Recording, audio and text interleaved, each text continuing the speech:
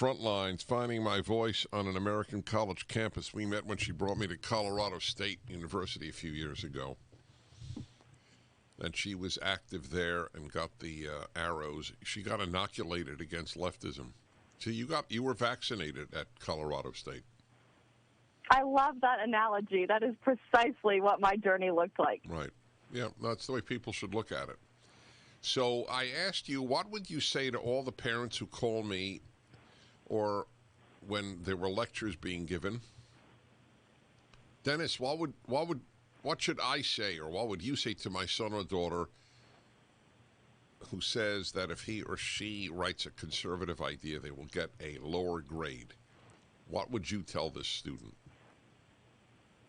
First and foremost, I just want to acknowledge how sad it is that we have to ask that question today. Right. That's correct. Political affiliation should be no reason to lower a student's grade or somehow punish them in the classroom to force them to behave a certain way and even adapt their own values to a certain mindset.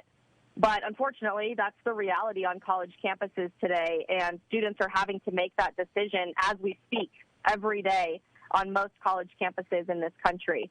If I were speaking to parents facing that question from their children, I would encourage them to remind their families that the situation we find ourselves in 2021 in our nation is so much bigger and more consequential than a grade on an assignment. Yes, grades and GPA are important for students, and they do matter as they prepare for what's next after graduation.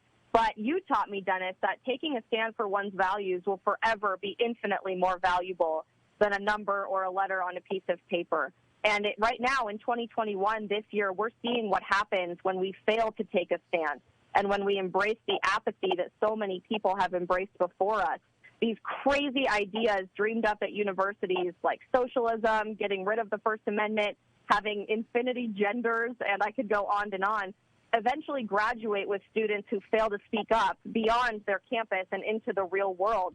And now we're seeing this radical ideology seep into the halls of Congress, into corporate boardrooms, and America's streets as we literally are watching the radical left burn down our country to fundamentally change our culture. So whether it's speaking up in class or writing a paper that adheres to your own values or posting something on social media that shares the truth about conservative values, we're in a culture war that requires active participation from all of us if we really want freedom to live into the next generation.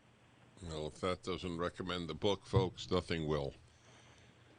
Frontlines, Finding My Voice on an American College Campus. It is out today. It is up at DennisPrager.com. Isabel, God bless you and keep up your work. Thank you, Dennis. God bless you.